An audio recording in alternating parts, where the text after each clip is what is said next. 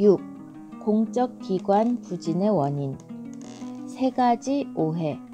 공적기관 부진의 원인으로 자주 언급되는 것이 다음의 세 가지이다. 공적기관 부진의 원인으로 언급되는 세 가지 오해 중에 첫 번째, 기업처럼 매니지먼트 하지 않는다. 우리는 공적기관이 기업처럼 매니지먼트를 해야만 성과를 올릴 수 있다는 이야기를 지겨울 정도로 들어왔다. 그러나 이는 틀린 말이다. 기업처럼 매니지먼트 하라는 주문은 잘못된 처방전이다. 공적기관 부진의 원인은 그것이 기업이 아니라는 점에 있다. 공적기관을 기업처럼 매니지먼트 한다는 것은 사안을 단순히 비용관리 측면에서만 바라본 것이다. 공적기관에 결여되어 있는 것은 성과이지 효율이 아니다. 효율로 성과를 얻을 수는 없다. 물론 모든 조직의 효율은 반드시 필요한 요소다. 그러나 공적기관의 세계에는 경쟁이 없다. 비용 관리를 외부로부터 강제받는 일도 없다. 그 점이 시장에서 경쟁하는 기업과 근본적으로 다른 부분이다. 공적기관 문제의 핵심은 비용의식의 결여가 아니라 성과를 올릴 수 없다는 점이다. 효율 면에서는 우수한 공적기관이 있을지도 모르며 실제로 그러한 기관이 존재하기도 한다. 하지만 공적기관은 반드시 해야만 하는 일을 하지 않는다는 점에서 큰 문제가 있다. 두 번째 오해, 인재가 없어서 공적기관이 부진한다는 것. 남북전쟁 직후 헨리 아담스를 시작으로 오늘날에 이르기까지 미국의 개혁자들이 한결같이 요구해온 것은 인재였다. 그러나 기업과 마찬가지로 공적기관도 슈퍼맨만을 매니저의 지위에 둘 수는 없다. 조직의 수는 너무나 많다. 모든 병원의 원장이 천재나 위인일 리 없다. 현재 공적기관에서 일하는 이들이 애초부터 부적격하고 무능하며 불성실하고 태만했던 것은 아니다. 기업에서 일하던 인재가 공적기관에 들어간다고 해서 현재의 관료보다 일을 더 잘하리라는 보장은 더더욱 없다.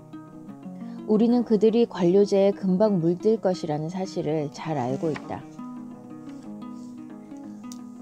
공적기관이 성과를 올리지 못하는 이유로 세 번째 오해, 목적이나 성과가 구체적이지 않다. 공적기관 부진의 가장 그럴싸한 이유로 공적기관의 목적과 성과가 구체적이지 못하다는 점을 들기도 한다. 이는 문제의 일면만을 지적하는 것이다. 원래 사업의 정의는 공적기관뿐만 아니라 기업의 경우에도 추상적일 수밖에 없다. 예를 들어 시어스 로벅의 일반 가정을 위한 바이어가 된다는 정의나 막스 앤 스펜서의 영국 계층을 타도한다는 정의 역시 모호하긴 마찬가지다. 사실 영혼의 구제라는 교회의 목적 또한 정량적으로는 파악할 수 없다. 한마디로 장부에 적을 수는 없는 것이다. 전인격의 발달이라는 학교의 목적은 또 어떠한가? 이 역시 정량적으로 파악하기 힘들다. 공적기관과 기업은 무엇이 다른가? 공적기관과 기업의 기본적인 차이는 지불을 받는 방법에 있다. 기업은 고객 만족을 통해 대가를 지불받는다. 고객이 갖고 싶어 하는 것, 대가를 지불할 생각이 있는 것을 만들었을 때에만 지불을 받을 수 있다. 이렇듯 기업 입장에서는 고객 만족이 성과와 업적을 보증한다. 그러나 공적기관은 예산으로 운영된다. 성과나 업적에 대해서 지불받는 것이 아니다. 예산은 활동과는 관계없는 세금이나 공과금에 따른 수입으로부터 할당된다. 이 사실은 기업 내 서비스 부문에도 동일하게 적용된다.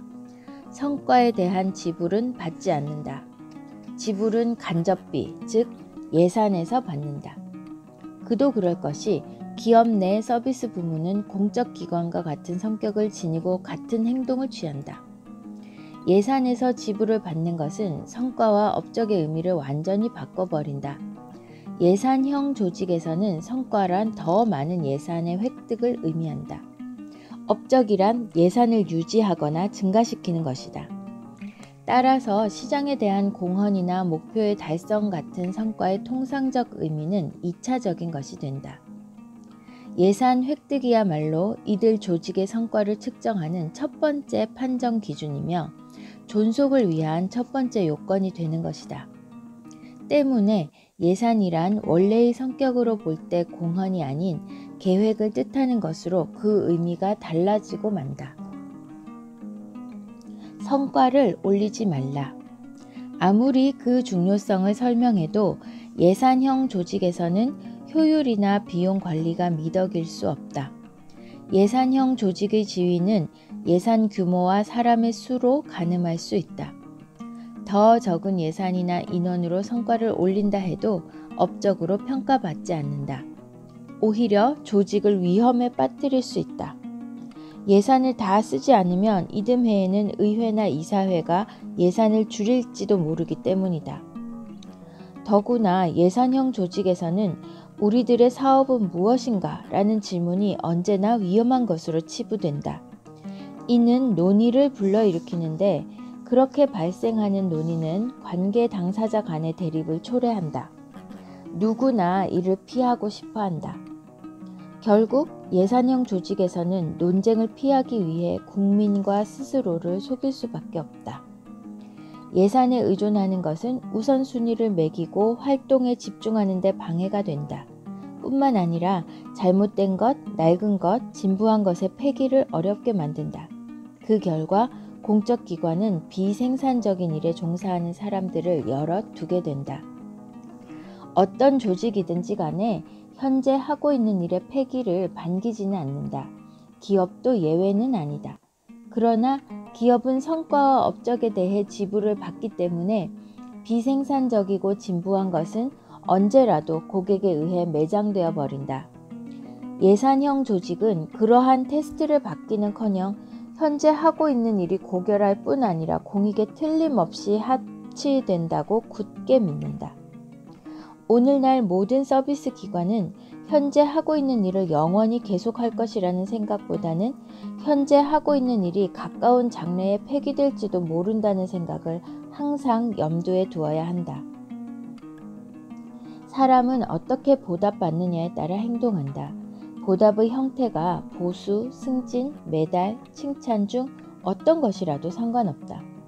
이때 예산형 조직은 공헌이 아닌 예산을 만들어내는 것이야말로 성과요, 업적이라고 오해한다. 이는 예산형 조직 특유의 성격이다. 예산에 의존하는 것 자체가 나쁘다거나 바람직하지 않은 것은 아니다. 15세기 유럽의 군대나 중국의 군벌과 같이 자급자족하던 군대는 끊임없이 싸우며 공포를 조장하고 약탈과 폭행을 반복했다. 군사비를 예산화한 것은 바로 이 전쟁하는 자유기업을 없애기 위한 방편이었다. 공적기관과 마찬가지로 기업 내 서비스 부문도 예산에 의존하지 않을 수 없다. 기업 내 연구소에게는 예산이야말로 유일하며 바람직한 자금원이다.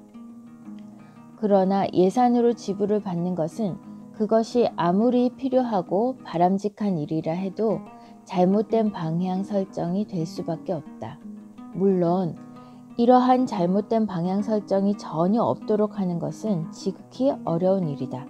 그러나 그것을 줄이고 대책을 강구할 수는 있다.